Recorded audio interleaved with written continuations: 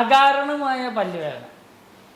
വളരെയധികം പല്ലുവേദന സഹിക്കുന്ന പല ആളുകളുമുണ്ട്. പല്ലുവേദനയ്ക്ക് കാരണം പലപ്പോഴും പല്ല് കേടായിരിക്കാം. കാണാത്ത കേടുകളുണ്ട്, സൈഡിൽ നിന്നുള്ള കേടുകളൊന്നും നിങ്ങൾ കാണുകയില്ല. പക്ഷേ ഡോക്ടറിൻ്റെ അടുക്കൽ പോകുമ്പോൾ കൃത്യമായിട്ട് എക്സ്റേ എടുത്ത് നോക്കിയാൽ കൃത്യമായിട്ട് ഡോക്ടറിന് കേട് വന്നേക്കണം കാണാം. അതൊക്കെ പ്രത്യേകിച്ച് വേരിൻ്റെ സൈഡിൽ നിന്ന് വരുന്ന കേടുകൾ, അതുപോലെ തന്നെ രണ്ട് പല്ലിൻ്റെ ഇടയ്ക്കുള്ള കേടുകൾ, ഇതൊക്കെ കാണാൻ എക്സ്റേ തന്നെ വേണ്ടി വരും പലപ്പോഴും.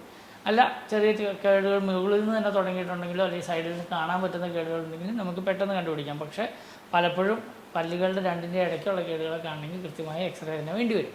പക്ഷേ എക്സ്റേയിൽ പോലും കാണാത്ത ചില വേദനകളുണ്ട്. അപ്പോൾ പല്ല് വേദനയാണെന്ന് പറഞ്ഞ് പലപ്പോഴും വരുന്ന വേദനയാണെന്ന് പറഞ്ഞ് പല്ലിനും വേദന അസഹ്യമായ വേദനയാണെന്ന് പറഞ്ഞ് വരുന്നവർക്ക് പലപ്പോഴും ഡോക്ടർമാർക്ക് നോക്കിയാൽ പോലും കാണാൻ പാടില്ലാത്ത പോലെ മുട്ടിയ വേദന ഉണ്ടാവും, കടിച്ച വേദന ഉണ്ടാവും, അല്ലെങ്കിൽ പലപ്പോഴും രാത്രി അസഹ്യമായ വേദന ഉണ്ടാവും. ഇങ്ങനെയൊക്കെ ഉണ്ടെങ്കിലും പക്ഷേ എക്സ്റേയിൽ പോലും ഒന്നും കാണാതെ വരുമ്പോൾ അതിനകത്ത് ചില കാരണങ്ങളുണ്ടാകാം. അപ്പോൾ ഒന്ന്, മോണരോഗം കൊണ്ടുള്ള വേദന പലപ്പോഴും കാണാൻ പറ്റാറില്ല. പുറമേ ഉള്ള മോണയൊക്കെ കണ്ടാൽ വലിയ കുഴപ്പമില്ലാതെ തോന്നും, ചിലപ്പോൾ വേദനയുണ്ടാകും. മോണരോഗം കൊണ്ടുള്ള വേദനകളുണ്ട്. ചിലർക്ക് വേദന പോലെ തന്നെ ഫീൽ ചെയ്യുന്ന വേറൊരു കാര്യമാണ് പുളിപ്പ് എന്ന് പറയുന്നത്. പുളിപ്പ് വളരെ കൂടുതലായിട്ട് വെള്ളമായിക്കൊള്ളുമ്പോൾ ഭയങ്കര ബുദ്ധിമുട്ടായിട്ട് അതിനെ വേദനയായി കൺസിഡർ ചെയ്യുന്ന ആളുകളുണ്ട്.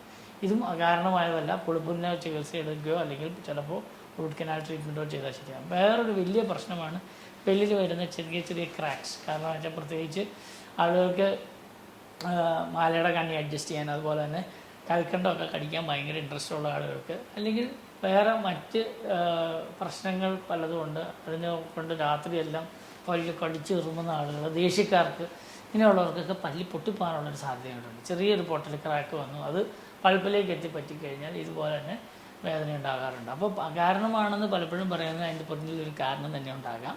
അപ്പോൾ അങ്ങനെയുള്ളതിനൊക്കെ ചെറിയ പൊട്ടലുകളൊക്കെയാണ് ഈ പറഞ്ഞ റൂട്ട് കനാൽ ട്രീറ്റ്മെൻറ്റ് ചെയ്ത് ചിലപ്പോൾ പല്ല് തന്നെ വട്ടത്തിൽ പൊട്ടി സ്പ്ലിറ്റ് ചെയ്തിരിക്കുന്ന കേസുകൾ കാണാറുണ്ട്. എന്ന് പറഞ്ഞാൽ വേരിൻ്റെ അവിടെ വരെ സ്പ്ലിറ്റ്.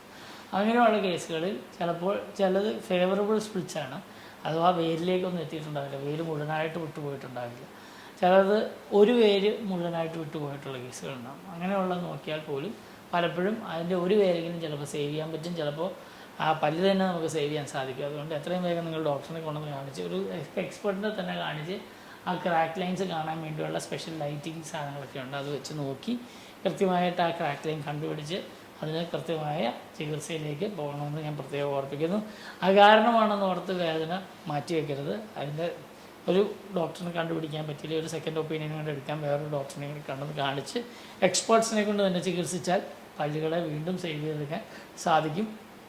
പല്ല് പറിച്ച് കളയുന്നതിന് മുമ്പ് അത് പറിച്ച് കളഞ്ഞിട്ട് ഇംപ്ലാന്റ് ചെയ്യാമെന്ന് പറയുന്ന ഡോക്ടർമാർ വളരെയധികം ഉണ്ട്. അത് നല്ല ചികിത്സ തന്നെയാണ്. പക്ഷേ പറിച്ച് കളയുന്നതിനേക്കാൾ മുമ്പ് ഇതിനെ സേവ് ചെയ്യാൻ പറ്റുമോ എന്ന് നോക്കാൻ ഞാൻ എപ്പോഴും പറയാറുണ്ട്.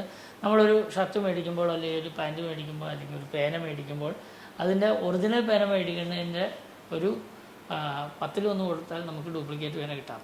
പക്ഷേ ഒരു ഒറിജിനൽ ബനാറസി സിൽക്ക് സാരി മേടിക്കുന്നതിനേക്കാൾ കുറവായിരിക്കും ചീപ്പായിട്ടുള്ള സിന്തറ്റിക് സാരി മേടിക്കുന്നത്. അതുപോലെ തന്നെയാണ് ചിലപ്പോൾ കണ്ടാൽ ഏതാണ്ട് ഒരുപോലെയൊക്കെ ഇരിക്കാം, പക്ഷേ അതിൻ്റെ ഡ്യൂപ്ലിക്കേറ്റ് എന്നുള്ളൂ. അതുപോലെ തന്നെയാണ് നമ്മുടെ നാച്ചുറൽ ടീത്ത് ഉണ്ട് എന്ന് പറഞ്ഞാൽ ഒരു ആർട്ടിഫിഷ്യലായിട്ട് ഇപ്പോൾ ഇംപ്ലാന്റോ എത്ര രൂപയുടെ പല്ലാണെങ്കിലും ഇപ്പോൾ ഇംപ്ലാന്റ് വെക്കണമെങ്കിൽ ചിലപ്പോൾ 10,000 30,000 രൂപ 40,000 രൂപ വരെയൊക്കെയുള്ള ഇംപ്ലാന്റ്സ് ഉണ്ട്.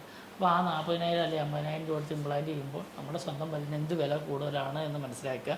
കാരണം അത് ഡ്യൂപ്ലിക്കേറ്റ് ചെയ്ത് ഒറിജിനലുമാണ്, നാച്ചുറലായിട്ടുള്ള സാധനങ്ങൾക്കാണ്. ഇപ്പോൾ ഡയമണ്ട് തന്നെ അമേരിക്കൻ ഡയമണ്ടിന് വില കുറവല്ലേ, നാച്ചുറൽ ഡയമണ്ട്സിനാണ് വില കൂടുതൽ. എന്ന് പറഞ്ഞ പോലെ ഈ വില വ്യത്യാസം പല്ലുകൾക്കും ഉണ്ടെന്ന് മനസ്സിലാക്കി പല്ലുകളെ സേവ് ചെയ്യുന്നതായിരിക്കും ഏറ്റവും ഉത്തമം. നിങ്ങളുടെ നാച്ചുറലായിട്ടുള്ള അഥവാ പ്രകൃതിദത്തമായ നിങ്ങളുടെ ശരീരത്തിൻ്റെ ഭാഗമായ പല്ലുകളെ സേവ് ചെയ്യുന്നതിനുള്ള നല്ല ടിപ്സ് കേൾക്കണമെന്നുണ്ടെങ്കിൽ പല്ല് ഡോക്ടർ എന്നുള്ള ഈ ചാനൽ സബ്സ്ക്രൈബ് ചെയ്യുക.